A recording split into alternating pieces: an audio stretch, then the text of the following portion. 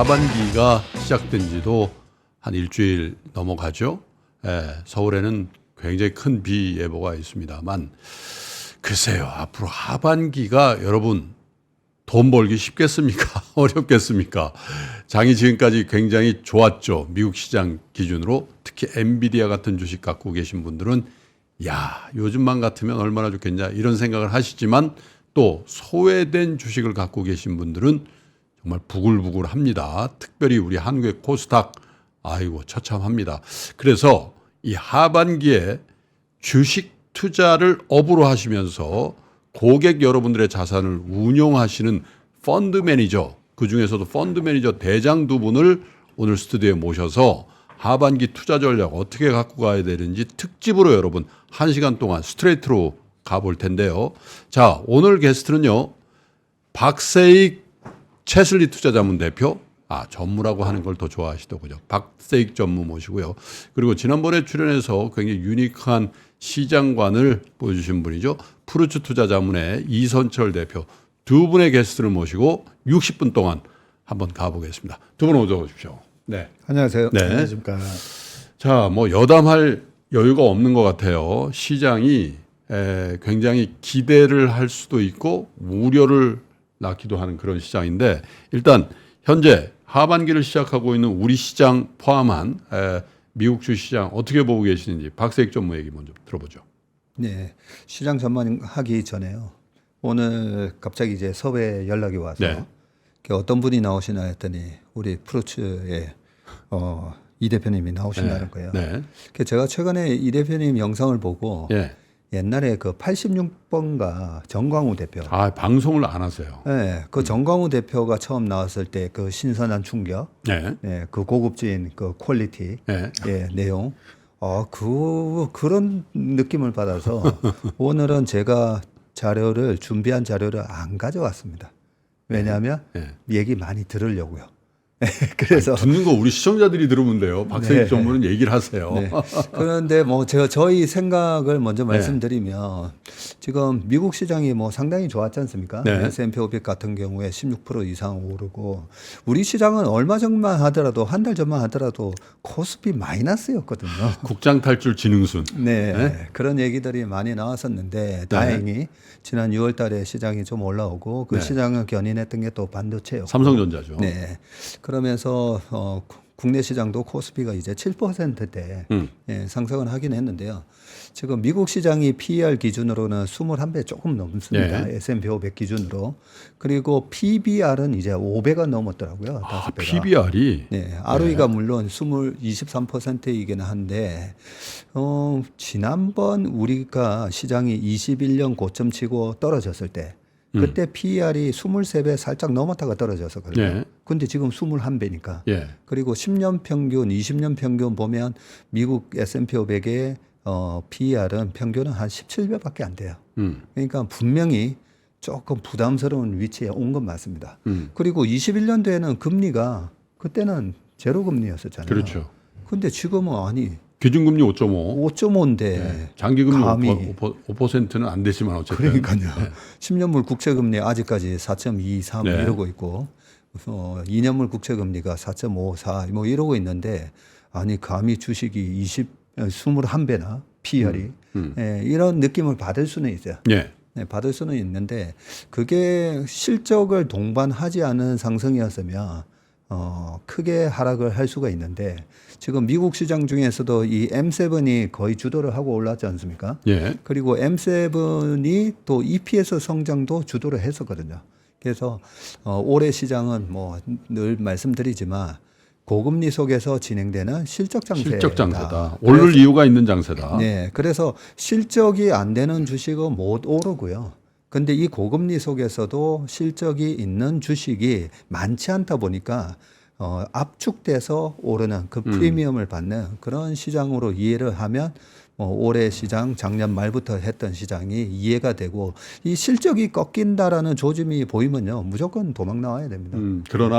그러나 엔비디아를 비롯한 대장주들의 실적은 짱짱하니까 사실은 뭐 주가의 상승폭만 보면 그런 주식들만으로 본 미국의 PER은 사실 21배가 아니라 뭐 한 30배, 40배가 네. 있을 것 같은데 실적이 좋으니까 실적 그냥 좋으니까요. 21배 수준이다. 네. 그래서 당연히 올라야 될 장이었고 앞으로도 실적 개선의 추세가 지속된다면 탈출할 장은 아니다. 이렇게 보시는 거죠? 네, 맞습니다. 자, 이선철 대표는 어떻게 보세요? 미국 시장 먼저 진단해 볼게요. 네, 일단 그 얘기하기에 앞서서 너무 그 과찬의 말씀을 주셔가지고 제가 아무튼 네 짜고 지금 저도 두 평소에 분이서 너무 뭐 잘 보고 있어요. 오늘 두 처음 분, 제가 처음 두 분이서 쎄쎄쎄 하십니까? 네. 네, 그 사실 제가 지난번 나왔을 때 예. 그때 이제 미국 주식은 저는 좀 위험하다고 본다라고 네. 말씀을 드렸는데 아마 지금 한 2, 3개월, 예. 3개월 정도 지난 것 같은데 예. 너무 잘 가고 있죠. 사실 그런 측면에서 또 며칠 전에 보니까 그 JP의 마르코 콜라 네. 네, 발음이 좀 어렵지만 아무튼 예. 그 분도 회사에서 이제 나가셨다 그러고. 네. 근데 제가 대표라서 알기로- 나가실 수도 없고. 아, 예, 맞습니다. 다행히 저는 아직 대표여서 예. 네, 그렇지는 않은데 그 제가 알기로 2008년 리먼 사태 직전에도 예. 그 에드 야데니하고 예. 이제 또 다른 또 제가 지금 당장 이름이 기억이 안 나는데 꽤 유명하신 분석가 분이 이제 터지기 직전에 이제 잘렸어요. 해고를 당하셨습니다. 네, 네. 그래서 지금이 저는 어쨌든 뭐 정확한 타이밍이야 누구도 알기 어렵다고 보지만 어쨌든 최근에 아주 M7이나 이렇게 일부 종목 주도로 상승한 주식들은 좀 조심해서 봐야 될 필요가 있다. 예. 제가 한번 차트 한번 보여주시면 예. 간단하게 지금 제가 보여드리는 차트는 예. 그냥 실질 S&P 500이라고 말씀을 드리고 싶어요. 그래서 M2라고 하면 광의통화하고 광의통화 유통속도를 곱한 값을 할인할 경우에 지금 현재 S&P 예. 종목에서 이제 그렇게 되면 이제 쉽게 말하면 명목 GDP죠. 명목 예. GDP를 할인했을 때 지금 현재의 위치가 21년의 고점하고 같은 곳까지 도달해 있다. 예. 그러니까 어떻게 보면 21년에는 멀티플이 23배였고 예. 지금 현재는 21배니까 아직 조금 그래도 더 뭐 1년 정도 갈 수 있지 않겠느냐 예. 뭐 할 수 있지만 사실상 이제 명목 GDP를 가지고 이제 그 할인한 이제 실질로 봐야 된다. 우리는 뭐가 됐든 그렇죠. 그렇게 봤을 때 지금 꽤 밸류에이션이 많이 비싸다라고 말씀을 드리고 싶고 요거는 이제 아주 시한성이 좋게 나와 야, 있는 2000년대 차트라. 시스코하고 2024년에 엔비디아를 네네 맞습니다. 비교하신 거군요. 요거는 이제 GDP 대비로 이것도 GDP 대비로 봤을 때 지금 6월 18일 기준으로 엔비디아는 이제 GDP의 11.7%를 차지하고 있는데 시스코는 이제 고점 당시였을 때 예. 전체 GDP의 5.5%를 차지하고 있었다. GDP에 지금 11.7이에요? 맞습니다. 근데 이제 물론 엔비디아 시총이? 네네 맞습니다. 예. 근데 이제 물론 이제 이런 측면이 어쨌든 엔비디아는 돈을 많이 벌지 않느냐라고 얘기를 할 수 있지만 기본적으로 GDP라는 거는 이제 실질 GDP는 진짜 그 나라가 미국이란 나라가 전체적으로 수용할 수 있는 경제를 얘기를 하는 그렇죠. 거잖아요. 그럼 어떻게 보면 과잉 투자가 과연 된 것이 아니냐 아니면 정말 이게 경제가 수용할 수 있는 범위에서 투자가 많이 네. 이루어졌느냐라고 봤을 때 저는 전자라고 생각을 하거든요. 그런 측면에서 아무튼 좀 지금이 조심해야 될 때라고 본다. 그리고 또 하나 이제 제가 보여드리자면 총 10개 주식 이제 이것도 2000년 IT 버블 하고 이제 비교를 했을 때 네. 총 이제 GDP 대비로 이제 총 이제 탑 10개 이번에 시장의 주도를 이끌었던 10개 주식을 합해 보면 현재 같은 경우에는 애플부터 마이크로소프트, 알파벳 뭐 이런 빅7에 이제 뭐 비자랑 이제 몇 가지 더한 예, 기업들이 브로드컴까지. 네네 전체 GDP의 60%를 차지하고 있다. 음. 근데 이제 2000년 테크 버블, IT 버블 당시에는 이 고점에서 그때 당시 가장 시총이 높았던 10개 기업을 다 합쳐도 그때 당시에는 전체 GDP의 30%를 차지하고 있었어요. 네. 그러니까 이런 지금 현상이 더블업이 됐군요. 네, 맞습니다. 네. 아까 그 박세익 대표님이 잘 말씀 주셨는데 금리가 다르고 2021년하고 금리가 다르고 2020년하고도 금리가 다른데 네.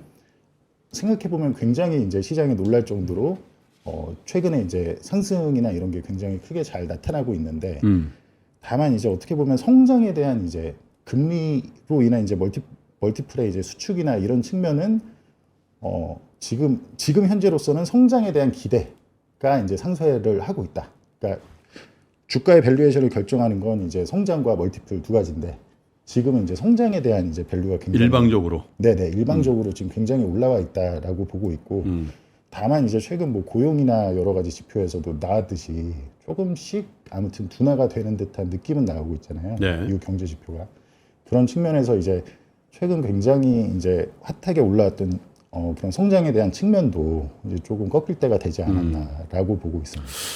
박세익 전문의. 네.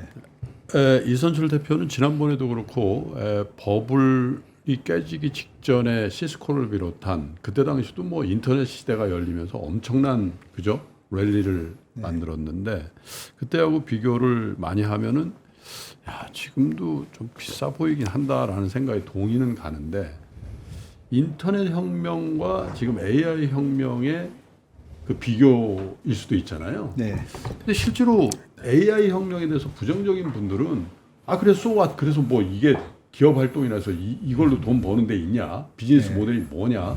이런 얘기들 인터넷에 분명히 있었다. 네.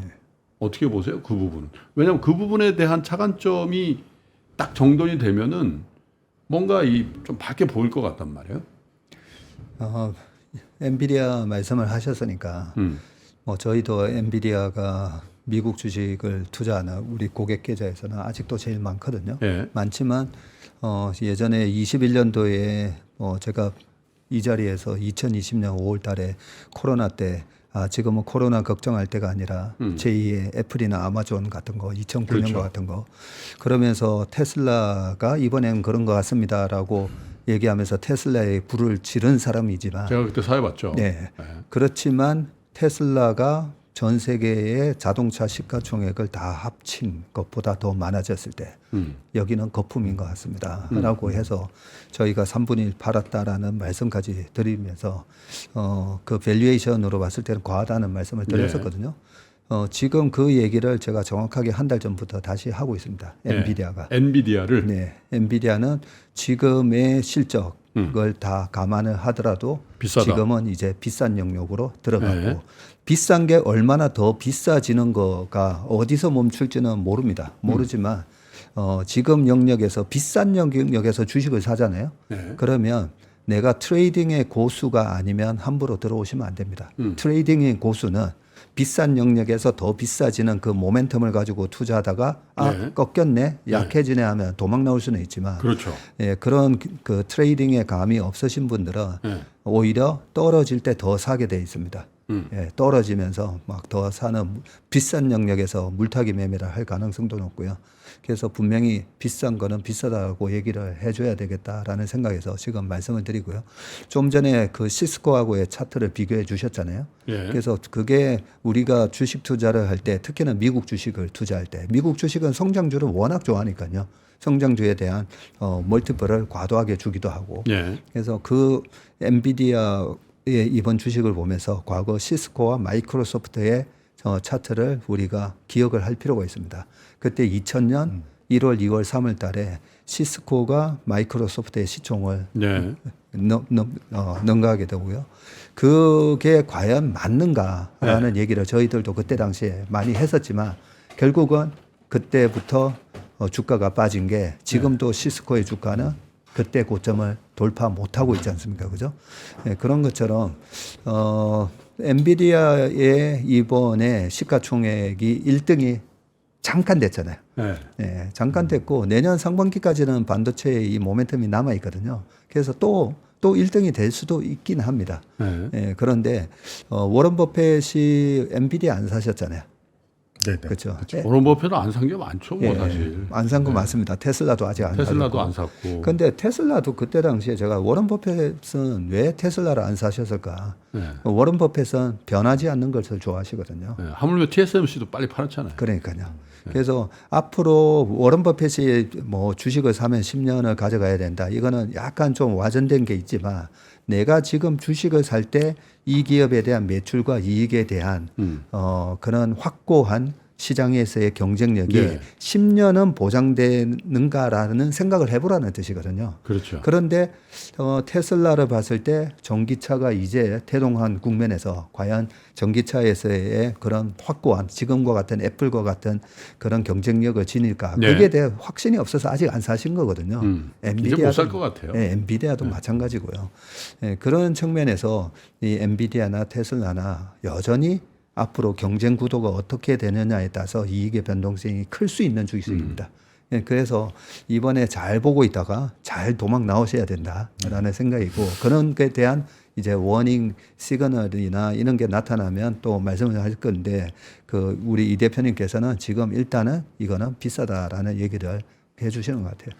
근데 이 개별 종목 주도주에 관한은 사실 이게 부침이 있는 것 같아요. 그런데 미국의 주식시장을 선도하는 주식들이 계속 이렇게 바톤 터치를 한단 말이에요. 예를 들면 애플이 지르다가 마이크로소프트 하다가 그 중간에 뭐 테슬라도 했다가 지금 엔비디아한테 와서 그 다음 넥스트 엔비디아가 뭔지에 대해서 우린 모르지만 요즘 또 보면 메타도 많이 올라요. 맞습니다. 그죠? 그래서 그냥 계속 그 주도주에서 순환한다. 예를 들면 하드웨어 AI 엔비디아 대장 그리고 소프트웨어 AI 대장은 누구냐 또 그거 찾아내고 그래서 미국의 나스닥이라든지 S&P가 방향을 틀까 엔비디아의 주도주로서의 이게 아까 시스코 차트처럼 무너지면 다 무너지는 상황이 초래될까에 대해서는 조금 다른 차원에서 봐야 되는 거 아닌가. 네, 저희도 실제 회사 차원에서 운용을 할 때 지금 주식이 훨씬 많거든요. 네. 주식이 훨씬 많고 뭐 어떤 이제 많은 분들은 제가 이제 방송 나와서 얘기할 때는 좀 이런 어두운 부분을 얘기를 하니까 이제 주식을 전혀 투자를 안 하거나 아니면 뭔가 숏을 치거나 숏을 치거나 이렇게 생각을 하시는데 지금 현재 저희도 주식이 압도적으로 많습니다. 네. 근데 이제 그런 주식들은 다만 인플레이션이 어쨌든 2% 이하였던 이제 지난 10년의 기간이 아니고 앞으로 이제 좀 앞으로 3%, 4% 사이에서 움직인다라는 걸 가정했을 때 최소 평균으로 말씀을 드리는 겁니다. 장기 평균으로 10년으로 했을 때 그럴 때 아웃퍼폼을 할 수 있는 어떻게 보면 좀 구경제 산업들이라고 해야 될까요? 저희는 좀 그런 쪽에 많이 좋게 보고 있고 그런 주식들이 사실 많은 분들이 모르시는데 생각보다 아웃퍼폼을 올해 들어서 많이 하고 있고요. 실제로 뭐 원자재 관련일 수도 있고 여러 가지 주식들이 있는데 이제 좀 뭐 굳이 미국의 주식으로 보자면 저희는 이제 미국 주식을 좋게 보고 있지는 않지만 전체적으로 뭐 나스닥이 있고 S&P 500이 있고 다우가 있을 건데 굳이 그 안에서 골라야 된다.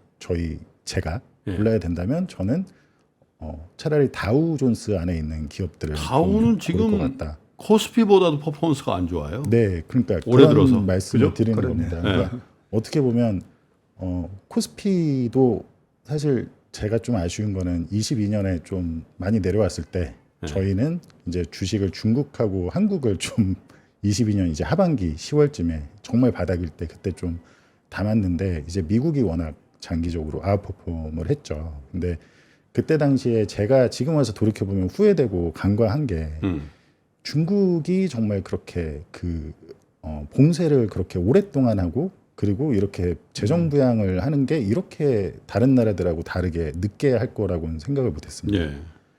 근데 이제 사실 그런 측면을 저희는 미국이 굉장히 많은 수혜를 천운으로 받았다고 생각을 하거든요. 중국이 그렇게 락다운을 오래 하고 또 돈을 안 풀고 이런 게 어떻게 보면 미국에 굉장히 좋았다. 근데 제가 한번 차트를 띄워주시면 이거는 이제 저 흰색 선이 이제 중국의 생산자 물가지수 PPI죠. 네네, PPI고 위에가 이제 빨간색이 미국의 이제 소비자 물가지수의 이제 빨간색인데 보시면은 이제 중국의 PPI가 어떻게 움직이냐와 같이 노네요. 네, 거의 같이 놀죠. 왜냐하면 이제 모든 공산품이나 이런 걸 이제 미국에서 그렇죠. 소비해주니까. 소비를 하기 때문에. 근데 이제 보면 늘 이렇게 중국의 PPI는 이제 위아래를 그리면서 당연히 전년비니까 왔다 갔다 하게 돼 있는데 이게 바닥에서 지금처럼 마이너스일 때 중국 주식이나 이제 아시아 주식을 사면 예. 굉장히 이제 수익이 좋아요. 좋았다. 예. 다시 제가 요거를 한번 이게 미국의 제조업 PMI하고도 굉장히 큰 연관이 있고요. 예. 제조업 PMI는 꺾인 지가 오래됐잖아요. 예.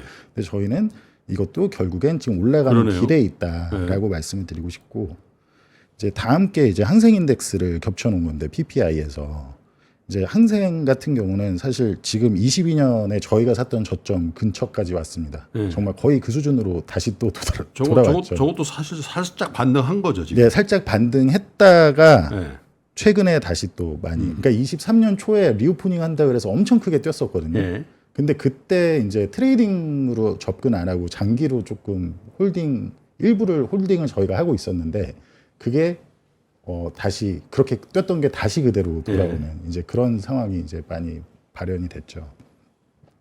근데 이제 저희는 어쨌든 그런 측면에서 지금 중국에 어떻게 보면 다만 이제 미국을 23년에 살려줬던 그 천운이 끝나간다라고 저는 보고 있고 천운이라 하면 중국이 이제 굉장히 예상치 못하게 오랫동안 봉쇄하고 예. 또 돈을 생각보다 시장 예상보다 굉장히 늦게 풀고 지금 현재도 어떤 걸 두려워하는지는 잘 모르겠지만 제 생각에 이제 서구화될 경제를 좀 두려워하는 아니 근데 것 미국이 같은데. 천운이라는 게 네네. 중국의 봉쇄 강화, 네네. 부양의 지연 이런 게 왜 미국 주식의 천운이 있죠?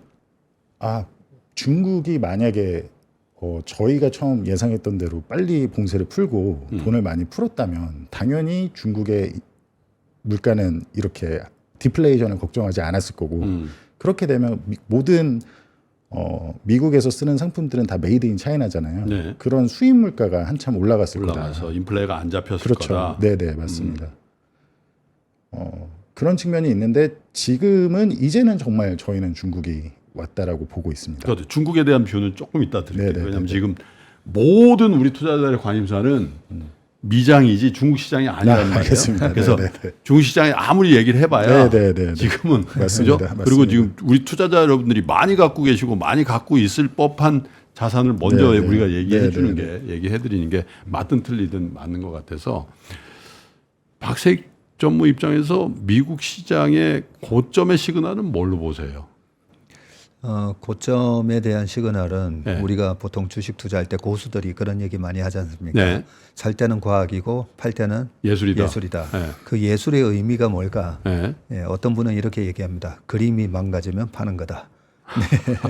그래서 저도 기술적 차트를 되게 많이 봅니다. 예. 예, 지금 과열 신호가 나오고 나서 어느 정도 지나고 나면 이 셀링 포인트가 나오는데요. 22년 1월 7일 날이 그런 셀링 포인트가 나왔었고요. 네. 네, 아직까지는 그런 시그널은 보이지 않는다라고. 그건 사후적으로 아는 거잖아요. 근데 저희가 보통 우리가 주식을 할 때 여기서 팔려고 하는데, 그죠? 네, 떨어지는 귀나 목, 어깨 정도에서만 팔아도 그렇죠. 성공하는 거잖아요. 네. 네, 벌 때 벌고 터질 때 적게 터지고. 벌 때 많이 벌고 적게 터지고 그래서 최고점에서 파는 거는 그거는 신의 영역인 거고요. 예. 그래서 여러 가지 기술적 지표나 이런 걸 봐서는 아직까지는 아니다라고 말씀을 드리고요. 그런데 그 주도주라든지 여러 가지 시장을 보면 21년도에 저희가 주식 다 팔고 이제 저희 자금 안 받습니다 하고 고객들한테 다 자금을 돌려드렸던 이유는 살 주식이 없어서 그랬었어요. 네.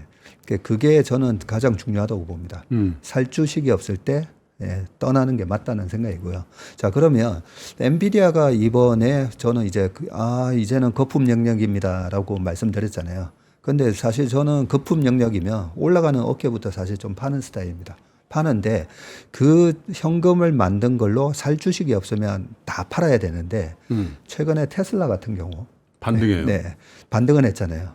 근데 테슬라를 자세히 공부를 해보면 이번에 AI 가속기, 뭐 AI 서버 해서 실질적으로 챗GPT 같은 거 뭐 구독료 얼마 받고 지금 하고 있는데 이게 AI의 끝판왕인가? 아니잖아요. 네, 인터넷 닷컴 버블이 있었고 나서 그러고 나서 2001년도에 아마존이 바닥 찍고 올라오면서 지금의 아마존이 됐고요. 그렇죠. 한 2,800배 올랐고 2002년도에 네이버가 상장을 해서 네이버가 또 200배 이상 올랐고 이 AI 혁명으로 그 다음에 돈을 버는 기업은 뭔가. 네. 근데 돈을 버는 기업은 뭔가에서 우리가 핵심으로 보셔야 될 게 바로 productivity, 네. 생산성이거든요. 그래서 생산성의 향상을 가져오는가 AI 가속기가 이렇게 온 디바이스 AI가 되고 하면 분명히 생산성의 혁명을 가져올 겁니다. 그러면 어디서 올 건가인데 제가 생각하는 큰 그림은요. 이번에는 AI GPU를 만드는 엔비디아가 주도를 한 상승이었지만 이 엔비디아가 꺾이고 난 다음에 26년도에 저는 엔비디아 주가가 반토막이 난다고 봅니다. 네. 26년입니다. 예. 그러고 나서 27, 28, 29년도 그 3년 동안의 랠리가 또 올 건데요. 예. 그 랠리에는 이 AI 인프라를 바탕으로 로봇, 그 다음에 바이오에서도 훨씬 더 이 여러 가지 임상이나 트라이 앤 에러로 하는 그런 게 훨씬 더 효과적으로 아마 실험이 될 겁니다. 그게 AI 기술을 그런 게 생산성의 혁명이죠. 네, 그게 생산성의 혁명이거든요. 그래서 이번에는 전초전이라고 생각하고요. 2027, 28, 29년도에는 그래서 이 AI 반도체를 가지고 어디가 어마어마한 생산성을 내는지를 보여주면서 마지막 피날레는 저는 27, 28, 29년도에 나온다고 보는데 아, 그때는 로봇이겠구나라는 생각을 하다가 다시 테슬라를 공부해 보니까 아, 테슬라는 우리가 전기차 판매량만 보고 있는데 실질적으로는 이 회사가 로봇 회사가 되는 거구나라는 부분에 있어서 로봇 회사의 전 세계 1등은 아마 그때가 테슬라가 된다라면 예, 그러면 지금 테슬라의 주가는 굉장히 싼 거거든요. 그래서 29년 30년 되면 다들 저번에 테슬라를 좋아하셨던 분은 테슬라가 2030년 되면 자동차를 전기차를 2천만 대를 팔면서 그 풀 셀프 드라이빙으로 FSD로 막 돈을 긁어 모은다라고 생각하면서 그때 지르셨잖아요. 그렇게 근데 되고 있지는 않아요. 예, 그렇게 되고 있지 않잖아요. 그래서 주가가 박살 났었던 건데 최근에 올라오는 거는 전기차 판매 동향 물론 중국에서의 모멘텀이 있습니다. 중국 관용차를 테슬라를 하게 만들고 테슬라가 개발한 이 FSD가 테슬라 자동차에만 쓰이는 게 아니라 다른 자동차에 마치 삼성전자랑 중국의 핸드폰 다른 핸드폰들이 구글 안드로이드를 쓰듯이 예, 그런 모습으로 가면서 거기서도 수익이 나오고 그 다음에 그 모든 자동차 우리나라 현대차 자동차를 괜찮습니다라고 얘기를 할 때 다 댓글 달리는 것 중에 하나가 뭐죠? 노조 때문에 투자하기 힘들어. 매년 파업하기 때문에. 그런데 테슬라의 로봇이 나중에 뭐까지 대체를 할까라고 생각해 보면 어떻게 보면 노동자가 거의 없는 공장이 돌아갈 수도 있는 거잖아요. 그런 그림까지 보면 2029년 30년도에 테슬라가 시가총액이 이제는 저는 저번에 전기차만 가지고는 저는 절대 안 된다라고 생각했거든요. 근데 29년 내에 로봇의 AI 기술이 되면 지금 제 질문은 만약에 미국의 상승세가 꺾인다라면 빨리 도망가야 되는데 네. 그 징후를 여쭤봤더니 테슬라 얘기를 계속 하신단 말이에요. 네. 네? 왜냐하면 테슬라 우리 소확개민 분들 투자 1등이거든요.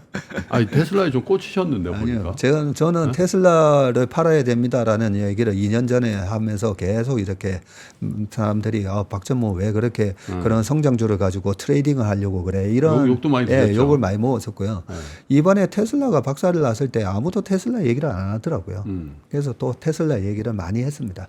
네, 지금은 주가가 과도하게 빠졌다라는 얘기를 2, 3개월 전에도 늘 해왔었는데 이번에 올라올 때 그림은 여전히 저는 10월달 트럼프와 바이든 선거가 있기 전까지는 지금 약간의 이런 쐐기형의 아직 조정 구간이라고 보는데 내년에 장이 끝나고 내후년에 조정받고 난 다음에 27년, 28년, 29년 그림을 좀 그런 큰 그림을 가지고 계셔야 우리 소확개미 투자관 분들이 좀 더 편안하게 투자를 하실 수 있을 것 같아서. 그러니까 엔비디아가 반토막 나는 장이 오더라도 네.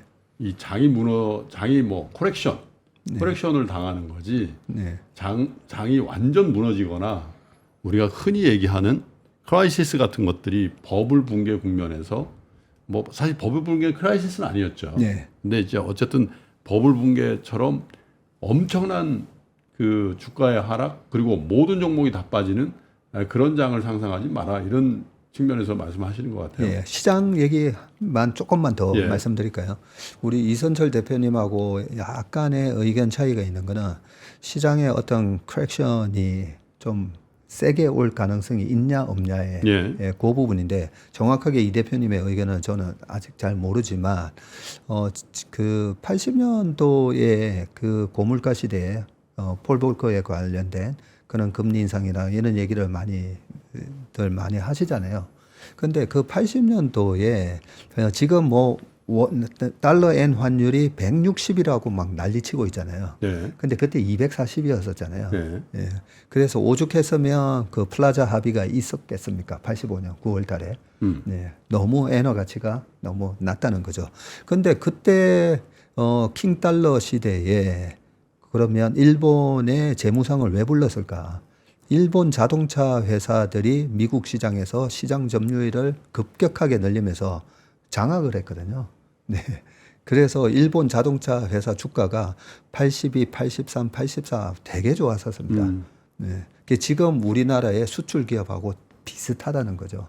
그러면 그 고물가 상황이 계속되는 상황에서 킹달러 상황이 계속되는 상황에서 주식 시장은 어땠나라고 보면 미국의 주식 시장은 82, 83, 84, 85, 86, 87, 88 내내 올랐었거든요. 그리고 그래도 킹달러 상황이면 이머징이 박살나는 거 아니냐라고 볼 수 있는데 그때 당시에 우리나라 지금의 우리나라 경제 수준도 아니었잖아요. 그렇죠. 아니었음에도 불구하고 1000포인트 넘어가 버렸죠. 네, 그때 우리나라 코스피가 100으로 기준을 잡는 거는 1980년 1월 4일 네. 기준이 100인데 88년 되면 1000포인트가 되죠. 1000포인트 되죠. 네. 그래서 지금과 같은 고물가 상황에서는 어떤 기업의 주식을 투자를 해서 우리가 이 고물가 상황은 저는 오래 갈 수는 있다고 봅니다. 이 대표님 의견대로 오래 갈 수는 있는데 오래 갈 수가 있기 때문에 이 국면에서 주식 투자를 통해서 철저하게 현금 가치가 녹아나는 거를 갖다가 해지를 해야 된다. 어떤 종목을 하느냐가 중요하지 지금 시장을 하냐 안 하냐의 문제가 지금 아니다 이렇게 보시는 거예요.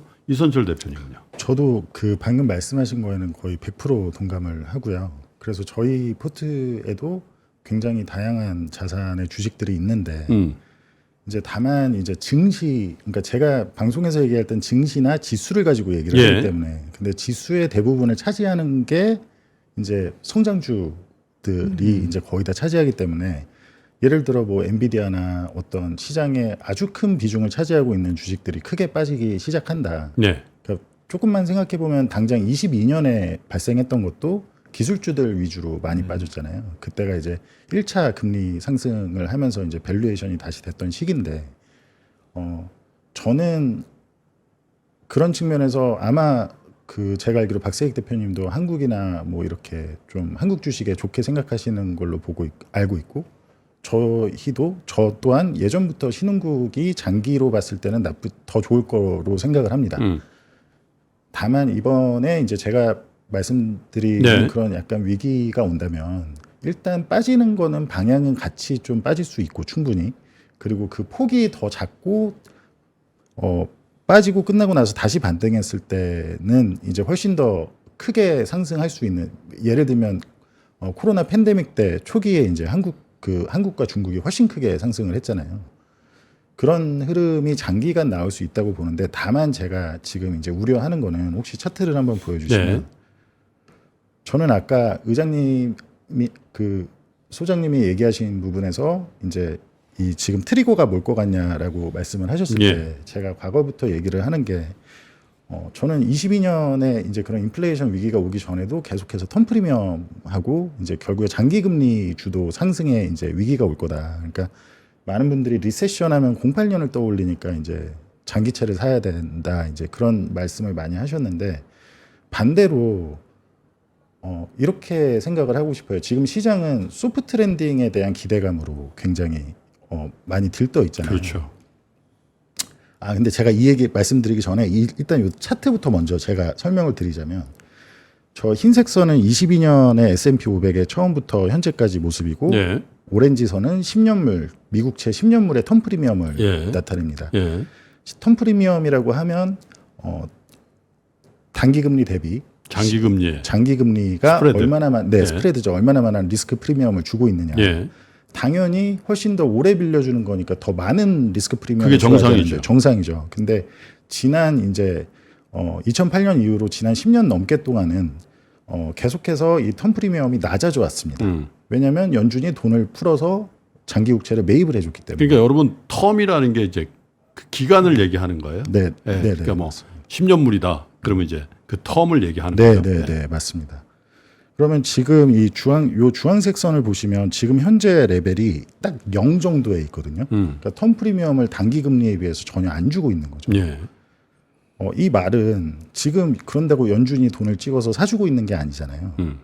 굉장히 채무자한테 유리한 환경인 거죠. 그러니까 미국의 정부가 앞으로 빚을 내기 위해서 지금 연준이 사줄 수 있는 환경도 아닌데 인플레이션이 어쨌든 아직 높기 때문에 채권을 발행할 때 아주 미국 정부 입장에선 유리한 상황이다. 네. 10년을 빌리겠다는데 전혀 리스크 프리미엄 없이 빌릴 수가 있으니까 유리한 상황인데 요 차트를 방금 차트를 다시 보시면 이게 올라갈 때 주식이 하락하고 10년 텀 프리미엄이 0 이상으로 올라갈 때 주식이 하락하고 반대로 내려갈 때 주식이 올라가고 네. 그게 혹시 지금 그렇게 상관성이 돼 있네요. 네네 그렇게 움직입니다.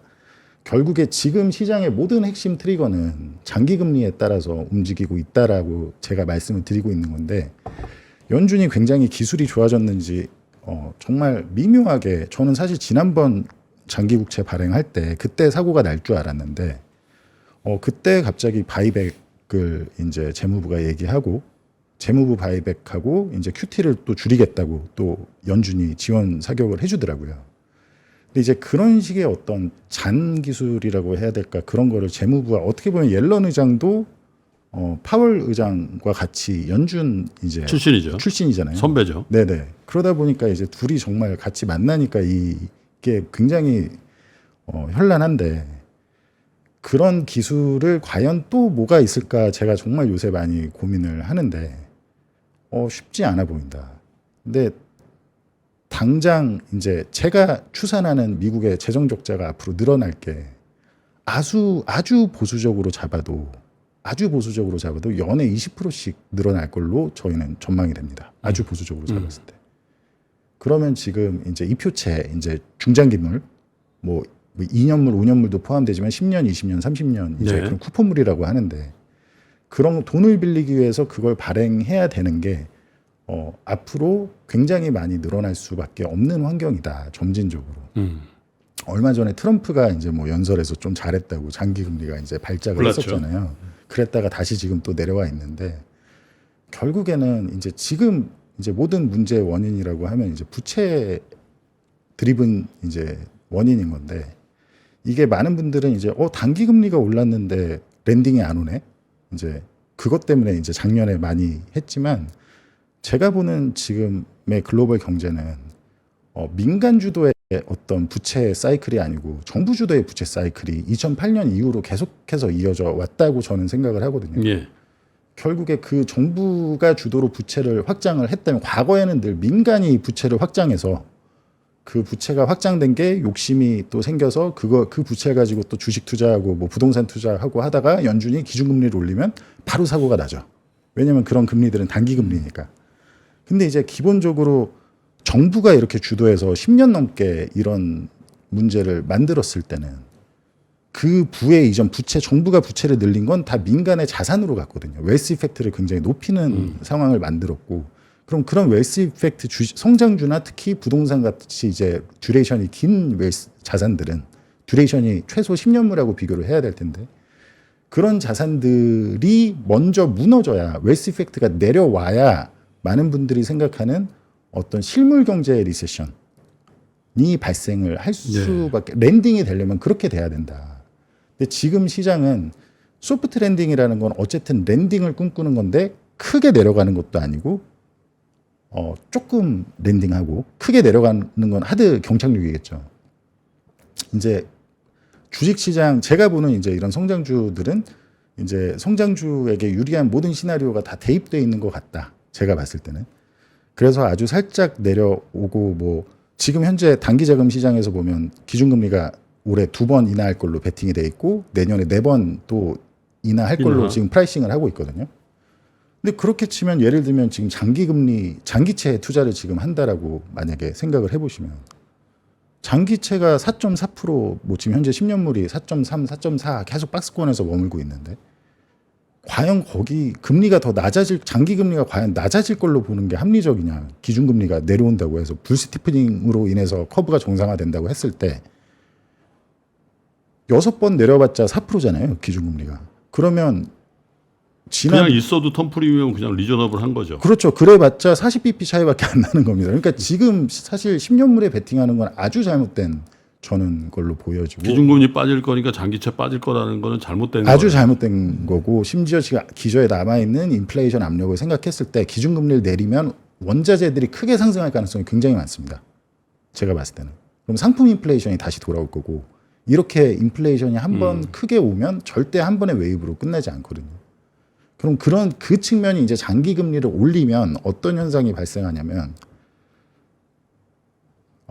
차트를 한번 보여주시면 네. 지금 저 흰색 선이 10년에서 3개월 금리를 뺀 스프레드 커브고요. 이제 최근에 이제 금리 역전이 최장 기간 되고 있다라고 얘기를 하잖아요. 근데 그래서 이제 금리 역전이 됐으니까 리세션이 올 거야라고 많은 분들이 얘기했지만 실제 주가의 붕괴는 금리 역전이 된 게 해소가 될 때 나타나거든요. 주가가 붕괴되는 거는. 근데 지금 이게 거의 대공황 이래로 가장 길게 동안 역전이 되고 있습니다. 근데 이 빨간색 같은 게 유가입니다. 유가인데 보시면은 22년 이게 7월부터 현재까지의 그림인데 유가와 그대로 동행해서 가고 있죠. 그러니까 네. 유가가 좀 먼저 움직이고 그리고 어떻게 보면 장기금리, 왜냐면 단기금리는 안 움직인 지 좀 됐으니까 10년에서 3개월을 뺀 거니까 장기금리, 유가가 오를 때 장기금리가 올라가고 유가가 내릴 때 장기금리가 내려가는 경향이 많이 있거든요. 근데 이게 딱 역전이 된 게 22년 10월부터 역전이 됐습니다. 10년 3개월 같은 경우는. 그리고 참고로 10년 3개월은 한 번도 리세션을 못 맞춘 적이 없습니다. 특히 붕괴라든지. 역전. 예, 10년 3개월이 정상화가 되거나 했을 때 10년에서 2년 같은 경우는 못 맞춘 적이 있거든요. 간혹 있는데 10년 3개월은 한 번도 못 맞춘 적이 없습니다. 근데 이게 심지어 가장 오랜 기간 동안 역전이 되고 있고 유가는 지금 뭐 요새 아주 제가 보는 저는 유가 원유 시장을 아주 타이트하게 보거든요. 실제로 투자를 많이 하기 때문에. 네. 네. 근데 어떤 트리거에도 쉽게 아주 상승할 수 있는 사실 100불 위로 충분히 갈 수 있는 그런 물론 아주 단기적으로는 뭐 70불 중반 잠깐 왔다가 뭐 이렇게 갈 수 있겠지만 아주 그러한 위험한 자리다. 그래서 유가를 꼭 잘 참고를 하셨으면 좋겠고 유가가 뜬다는 거는 주시장이 굉장히 안 좋은 악재군요. 안 좋게 작용을 할 거고 제가 계속 이제 말씀드리는 거는 불스티프닝이 아니라 한 번도 지금까지는 역전된 게 정상화되는 게 베어 스티프닝으로 발생한 적이 없었거든요. 그러니까 장기 금리가 올라가면서 정상화가 잘 발생한 적이 없었는데 네. 연준이 저도 9월 정도에는 금리를 한 번 정도는 내릴 수 있다라고 생각을 합니다. 근데 그 단기가 내려오는 폭보다 장기가 충격을 받아서 올라가는 폭으로 인해서 지금 한 100bp 정도 남았거든요. 정상화가 되려면 이게 훨씬 더 클 거다. 그러니까 이번 트럼프 때 했던 그 위험이 굉장히 상존해 있다. 라고 말씀을 드리고 싶습니다. 근데 좀 어려운 용어도 쓰시고 또 어떻게 보면 보여주시는 차트에 이런 반론도 있으실 것 같아요. 저거 다 이선철 대표님 장 안 된다고 생각하는 그 입장에서 그런 것들만 추출해 온 거 아니에요. 이렇게 보시는 분들도 있을 네네. 수가 있어요. 네네. 근데 여러분 틀릴 수도 있고 맞을 수도 있어요. 그래서 강세론자도 혹은 약세론자도 조정이라고 보시는 분도 어쩌면 조정이 아니라 추세의 전환이라고 보는 분들의 다양한 얘기를 들어보는 게 그런 의미를 갖고 있는데 사실 이 질문을 안 드렸으면 좋겠는데 드려야 될 것 같아요. 주식시장이 된다라고 하는 분들도 한미 간의 주식시장의 이 온도의 차. 그죠? 네. 한국 주식, 엊그저께 제가 NH투자 중에 제일 유명한 PB 있으시잖아요. 서재용 상무라고 아시잖아요. 네. 유명하시잖아요. 맞습니다. 네. 아예 미국 주시장 쳐다도 안 본다는 거예요, 이분은. 엔비디아 그냥 구경만 하고 있고 아예 고객들한테 응대를 안 한다는 거예요. 자기는 한국 주식만 한다는 거예요. 한국 주식 중에 세계 1등 하는 거. 저 어떻게 해야 되는 거예요? 지금이라도 한국 주식 팔아서 엔비디아를 비롯한 미국 주식 사야 되는 거예요? 아니면 지금은 자제해야 되는 거예요? 아니면 거꾸로 미국 주식 팔아서 한국 주식 싼 거 사야 되는 거예요? 결과론적으로 한 1년 지났을 때 이때 어떻게 하는 게 맞았나라고 보면요. 저는 엔비디아 팔아서 우리나라 싼 주식 그리고 아까 이선절 대표님이 얘기했던 저도 유일하게 보는 매크로 지표 중에 하나가 PPI거든요. 예. 예, 차이나 PPI하고 미국의 제조업 PMI인데 근데 이번에 제조업 PMI가 올라오는 듯 하다가 다시 좀 그런 모습을 보이지만 PMI나 이런 것들이 만약에 올라오게 되면 차이나 PPI가 올라갈 때는 미국의 그런 IB들이 반드시 이머징 마켓에 시클리컬을 매수하라는 바이콜을 하게 돼 있습니다. 네. 그래서 지나고 보면 1년 뒤에 엔비디아를 팔아서 오히려 한국에 지금 삼성전자 오르는 게 그런 거예요. 예, 시클리컬을 사는 게 네. 오히려 성과가 더 좋았다라고 저는 그렇게 생각을 합니다. 예. 네, 하고요. 저는 뭐 항상 우리가 뭐 예측을 해서 잘 맞지는 않잖아요. 예, 저 같은 경우에 2년 전에 환율이 뭐 한 1150원 갈 것 같은데요. 안 맞았잖아요. 네. 보기 좋게 틀렸고요. 여러 가지 뭐 연준의 페드의 금리 정책 이런 것도 다 안 맞았었지만 그런 상황에서 그러면 어떤 주식을 사는 게 맞는가? 네, 그런 측면에서 늘 접근을 하는 게 맞고요. 그리고 내가 사는 주식이 밸류에이션으로 지금 비싸냐, 싸냐 네, 그런 관점으로 보시면 되는데 하나 지금 외국인의 입장에서 우리나라 주식을 어떻게 보는 거예요? 최근에 작년에 15조 사고 올해 21조 사고 왜 그렇게 니네들은 왜 그렇게 사는 데를 알아야 되잖아요. 예, 지금 2019년 대비해서 지금 들어오는 관광객 있잖아요. 미국 관광객이 120% 더 들어오고 있어요. 2019년 대비해서. 왜 그러겠습니까? 왜냐하면 한국 들어오면 환율을 보니까 너무 싸거든요. 솔직히 저도 미국 출장 갔다 얼마 전에 오셨잖아요. 갔다 왔는데 야 한국 너무 싼 거야. 네, 한국 제가 물가가. 맞습니다. 2주 전에 이렇게 올랐는데도 미국 대비하면 김프로님 가셔서 그 셰프분 만나시고 하시는 그 영상을 네. 제가 그저께도 보면서 저는 2주 전에 딸아이 졸업식 때문에 LA 갔다 왔거든요. 네. 이번에 아버지 어머니 모시고 가면서도 불효스럽게 한 번도 외식을 안 했어요. 아 너무 하셨다. 네, 전부 마트에서 사서 마트에서 아니 제가 진짜 JFK 공항에서 내려서 월스트리트에 있는 제 묵을 호텔까지 가는데 우버를 불렀거든. 네, 그날 그 교통이 좀 안 좋았는데 금요일 날이었는데 네. 137달러 나온 거예요. 야, 20만 원. 20만 원이죠. 네. 1시간 택시 타는데. 그리고 귀국길에 인천공항에서 집에까지 택시 탔거든요. 네네. 53,000원. 인천공항에서 공항에서? 우리 집까지 오는데 53,000원인데 53,000원. JFK에서 제 호텔까지 가는데 20만 원이에요. 그래서 4배. 지금 그런 미국인의 관점에서 킹달러잖아요. 네. 미국인의 관점에서 보면 우리나라 와서 일본 가서 지금 그 남유럽 위기를 겪었던 2012년, 13년에 남유럽 위기 겪었던 그리스나 이런 데가 네. 미국 관광객 때문에 엄청 호황이에요. 예. 그런 거를 생각을 해보면 지금 미국 주식을 하는 게 맞느냐, 한국 주식을 하는 게 맞느냐 해서 미국 사람 입장에서는 한국 주식이 왜 이래 싸지? 네, 그러면서 산다는 거죠. 그리고 나서 결과론적으로는 누가 맞았냐? 장기적으로 지나고 보면 외국인이 항상 맞았었잖아요. 그리고 이번에 제가 외국인이 삼성전자를 산 이 주식을 언제까지 보유할까 한번 고민을 해봤어요. 2020년에서 21년 그때도 반도체 랠리 있었었잖아요. 그때 삼성전자가 96,800원 가고 개인들이 샀죠, 그때는. 하이닉스가 15만 500원 갔을 때 네. 그 마지막 피날레는 외국인이 샀었거든요. 네. 2020년 11월 그때 그 바이든 트럼프 선거 딱 맞아요. 끝나고 네. 여기 왔을 때 제가 누가 당선이 되든 외국인은 들어온다라고 말씀드렸었는데 근데 그때 처음에 사다가 21년 내내 외국인이 팔았었잖아요. 그렇죠. 주식 계속 팔았었어요. 네. 그 코로나 처음에도 개인들이 많이 샀고 마지막에 외국인이 조금 사는 척 하다가 계속 팔았었거든요. 그게 결국 떨어졌었잖아요. 네. 근데 이번에는 삼성전자를 사는 규모가 만만치 않은 규모를 사고 있어요. 얘네들은 왜 살까에 대한 결론이 저는 2029년까지 끌고 가겠구나. 이번 AI 모멘텀이 29년까지 가는 모멘텀이라 생각하고요. 예, 그런 측면에서 2013, 14년도에 보면 캐피탈 그룹이라고 있잖아요. 그렇죠. 미국의 캐피탈 그룹이 유명한 회사죠. SDI의 지분을 5% 이상 취득한다라고 공시를 합니다. 그때도 제가 보면서 캐피탈이 한 번 사면 5년, 6년 이렇게 장기적으로 끌고 가는데 쟤네들은 왜 살까?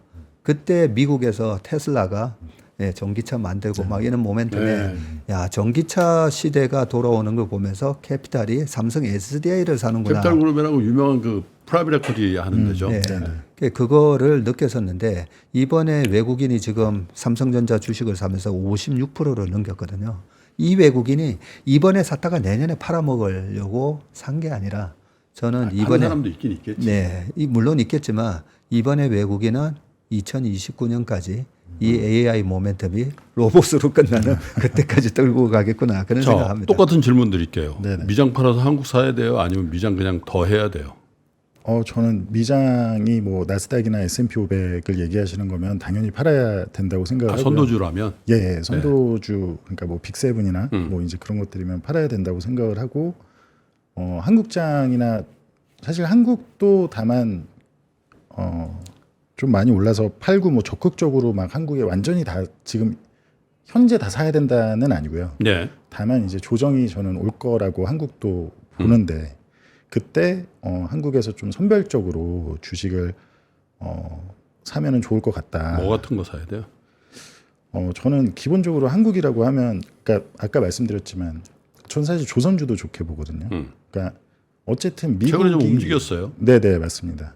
저희도 실제 보유를 하고 있고 근데 이게 장기적으로 만약에 인플레이션이 뭐 아까도 제가 차트를 보여드렸듯이 중국의 PPI나 이런 게 상승할 때 정말 어떻게 우리가 생각하면 뭐가 좋지라고 생각하면 생각할 수 있는 것들 그런 정말 조금 구시대의 산업이라고 할 수 있는 인기 없는 종목일 수도 있지만 네, 그런 것들이면 좋을 거라고 생각이 들고 또 하나는 인플레이션 아까 이제 주식은 결국에 인플레이션 해칭이 되기 때문에 이제 그런 측면을 말씀하셨는데 그런 측면에서도 더더욱 그런 좀 저는 좀 반도체는 어쨌든 인플레이션이 장기화된다라는 걸 가정한다면 앞으로 10년의 평균 인플레이션이 2%가 아니라 3, 4%라면 반도체는 어쨌든 캐펙스를 계속해서 해야 되는 산업이기 때문에 이제 유리하지 않네요. 유리하지가 않다. 계속 투자 지출이 어마어마한 규모로 가야 되기 때문에 금리가 높은 거야 치명적이다는 거죠. 아주 치명적이죠. 특히 장기 금리가 높다면 치명적이다. 단기가 좀 내려와도 제가 지금 소프트 랜딩 진영이 프라이싱하고 있는 거에 제가 이제 개인적으로 저거는 좀 아니다라고 생각을 하는 부분은 소프트 랜딩이라고 한다면 큰 침체, 정말 물가까지 디플레이션으로 가고 이런 침체가 아니고 단기가 어느 정도 내려오는 그런 침체, 그러니까 아주 얕은 랜딩인 거잖아요. 침체가 아니라. 그렇다면 정말로 단기 금리를 과연 어디까지 내릴 수 있을 거라고 프라이싱을 하고 있는가? 아까 말씀드렸듯이 6번이라고 할지언정 6번이라고 한다고 해서 장기 금리가 얼마나 내려올 수 있을 것이며 그럼 그 과정에서 프라이싱이 너무 과도하게 성장 쪽에 치우쳐져 있다라고 보고 있고요. 최근에 이제 트럼프가 그 토론에서 장기 금리가 올랐을 때 그때 제가 한번 화면을 한번 보여주시면 잠깐 그 회사채가 그 회사채 스프레드가 벌어졌었거든요. 그때 당시 장기 금리가 오르면서 보통은 국고채 금리가 내려가면서 벌어지는데 그러니까 안전자산이 국채와 위험자산 회사채의 스프레드 얘기하는 거예요. 네, 여기서 보여드리는 거는 회사채에서 제일 안전자산이 AAA 등급하고 신용도가 좋은 네, 거와 네, 네, 그렇지 네. 않은 맞습니다. 하일드와 맞습니다. 근데 그게 이제 최근에 35일 중에 가장 이제 3일 정도가 높은 수준으로 이제 발생이 됐어요. 그게 벌어졌었는데 그럴 경우 그때 S&P 500이 최고점에서 0.25% 뭐 몇 프로 안에 있으면 이제 그런 거를 컨트롤 이제 한 값인데 그렇게 할 경우에 지금 요 4번이 있습니다. 2007년 10월 10일에 이런 신호가 나타났었고 그리고 2014년에 한 번, 그리고 2021년 8월, 그리고 2021년 12월에 또 나타났었고요. 근데 결국에 이게 좀 제가 뭐라고 말씀드려야 될지 모르겠지만 장기 금리가 구조적으로 왜냐하면 미국의 재정 적자가 늘어날 수밖에 없기 때문에 제가 계속 얘기를 하는 거는 인플레이션은 일단 차치하자. 저는 분명히 인플레이션이 돌아온다라고 강하게 보거든요. 미국의 인플레이션이. 근데 그거는 차치하고 그거와 상관없이 장기 국채가 안 내린다면 지금 시장은 어쨌든 완전히 지난 10년과 같이 내려간다라는 걸 다 프라이싱하고 거기에 성장까지 얹은 거거든요. 근데 안 내려간다라면 이건 정말로 다른 얘기라는 거죠. 한국 주식 얘기를 했는데 미국 주식은 여전히 고평가고 이선철 대표님이 지난번에 나왔을 때 되게 안 좋게 얘기했는데 네. 그 사이에 미국 주식이 좀 올랐거든. 네. 그러니까 이제 본인도 좀 자중해서 얘기하는. 자중보다는 저는 좀 자중하는 것도 있습니다. 근데 시간이 네네. 한 3, 4분 정도밖에 안 남았는데 네. 제가 이 화두를 하나 던져보고 싶어요. AI 시대 아닙니까 지금? 그죠? AI로 지금 뭐 사실 모든 컨텐츠도 만든다고 그러고 AI로 다 해결한다 그러는데 야 지금 AI 시대에 저평가 주식을 찾는다? 저평가라는 게 생길까? 그거 옛날에 주산으로 뭐 하고 뭐 또 그냥 엑셀로 뭐 하고 그럴 때나 저평가가 있는 거지 재무제표 보고. 네네네. 근데 AI가 이렇게 난리난 시대에 저평가 주식이라는 게 있을까라는 그런 화두를 던지더라고요. 어떻게 생각하세요? 왜냐하면 그게 지금 이선철 대표님이 얘기하는 한국 주식에 뭐 저평가 주식을 찾고 뭐 이런 화두하고 딱 연결이 되는 거라서 시대가 바뀌었다 이거예요. 시대가 저평가 주식이라는 게 없다. 혹은 찾기 힘들다. 지금 주가가 적정 주가다. 이 논리. 네. 그게 1960년대 유진 파마 교수가 얘기했던 효율적 시장 가설하고 조금 비슷한 질문을 지금 네. 하신 거잖아요. 특히나 AI 시대가 되면 네. 정보의 비대칭성도 없어지고 정보가 프라이싱 되는데 더 빠르게 이제 프라이싱 되기 때문에 저평가, 성장주의 저평가든 가치주의 저평가든 그런 걸 찾기 힘들 거다. 네. 예, 그렇게 말씀하신 거라고 보고요. 저는 그거에 맞다라고도 생각을 합니다. 맞다라고 생각하는데 제가 그동안에 이 비관론자들하고 2년 동안에 많이 싸웠을 때 그 시장을 비관적으로 보시는 분들의 대부분이 경제 예측이었거든요. 그렇죠. 그렇잖아요. 보면 뭐 올 1월 달에 나왔을 때도 뭐 올해 1,800 간다는 뭐 있었고 재작년에도 있었지만 그런데 자세히 보시면 그 한 100년 동안의 역사에서 경제가 중앙정부도 많이 똑똑해졌잖아요. 보면 네, 케인즈의 이론이 나온 이후로도 그리고 이 경제 주체가 빠르게 대응하잖아요. 네. 그죠? 그래서 실질적으로는 이 경제 전망이 맞지 않는 이유가 이렇기 때문에 이렇게 대응한다는 거죠. 네. 이번에 폭우가 쏟아질 거니까 너 옷 쫄딱 젖을 거야 했더니 다 비옷 입고 오고 우산 쓰고 나온다는 거죠. 네, 그런 측면에서 지금 전 같은 어프로치는 실수할 수도 있다. 예, 실수할 수가 있고요. 단지 이 돈이 몰려가서 어떤 혁명을 만들어내는지 네. 예, 그런 걸 좀 잘 보면서 대응을 해야 되는데 과거에 PC 혁명부터 온라인 혁명 그동안의 그런 기술적인 패러다임의 혁명을 보면 이번에 AI 혁명은 대단한 거다라는 생각을 합니다. 네. 4차 산업혁명. 1분 드릴게요. 저도 AI가 이제 세상을 인터넷이 바꿨듯이 굉장히 크게 바꿀 거라는 데는 완전히 동의하고요. 장기적인 관점에서 봤을 때 다만 그 AI를 통해서 주식이라는 건 어쨌든 기업에 투자를 하는 거잖아요. 네. 그럼 AI를 통해서 정말 그 기업이 수익이 얼마나 나타나느냐가 확인이 돼야 되는 건데 아까 제가 처음에 초반부에서 보여드렸듯이 AI에 들어가는 이제 막대하게 들어가야 되는 투자 대비 지금 현재 사실 미국의 GDP든 전 세계의 경제 규모 자체가 그거를 전혀 따라갈 수 없는 네. 수준이다. 그럼 과연 그걸 가지고 특히 또 많은 기업들이 또 그 안에서 경쟁을 하잖아요.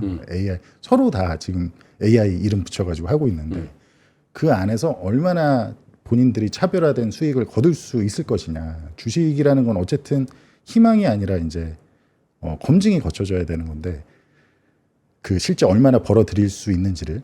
근데 이제 그런 측면에서 다만 지금 현재 아주 저평가된 것들은 저는 굉장히 아까 뭐 그 말씀하셨지만 그런 게 또 의외로 꽤 많다. 그러니까 나라 따라 다르고 예, 섹터마다 다른데 어쨌든 그래서 특히 인플레이션이 장기화된다라는 건 투자를 잘 해야 되거든요. 그러면 네, 잘 되실 거다 생각을 합니다. 아유, 저는 우리 저 이선철 대표님이나 저나 박세익 대표님이나 다 지금 안경 끼고 있잖아요. 네. 눈 좀 밝게 보십시다. 네? 그게 뭡니까? 손 좀 내보세요. 아, 네. 이게 눈 건강에 좋은 마이곰이에요, 마이곰이. 젤리형. 네? 제가 지금 딱 침침한데. 필요한 겁니다. 이거 당 떨어지죠? 예, 아니 요즘 눈이 침침해져가지고. 요거 좀 드셔보세요. 가면서 또 내가 한 박스 드릴 테니까 우리가 이거를 우리 투자자들한테 소개하고 있어요. 그냥 통째로 다 주세요. 그래서 이거 요 아, 이름은 뭔지 알아요? 오에핏 루테인 구미 옵투스 제약 상장사 아시죠? 아, 네네. 상장사에 만든 눈 건강인데 알약으로 물 드시라니까 안 드시더라고. 근데 맛있죠? 너무 맛있네. 예. 저도 루테인 벌써부터 구미. 눈이 좀 예. 침침해져가지고 먹어야겠네요. 정말 저는 너무 많이 봐가지고 루테인 구미 여러분 예, 어떻게 사시는지 아시죠? 아 이제 정프로 흉내내는 게 잘 안 되네. 저희 거기 링크 하시면 최저가로 사실 수 있으니까 많이 한번 봐주시고 여러분들 눈 밝게 해서 네네. 시장 좀 잘 보시고 네. 제가 한 2달 있다 다시 모실 테니까 네, 그때 한번 다시 우리 토론을 하도록 그렇게 하시죠. 감사합니다. 네. 네. 자 시간이 다 돼서 저는 이렇게 인사드리고 다음번 토론에 준비를 해서 여러분 다시 인사드리도록 하겠습니다. 여러분 고맙습니다.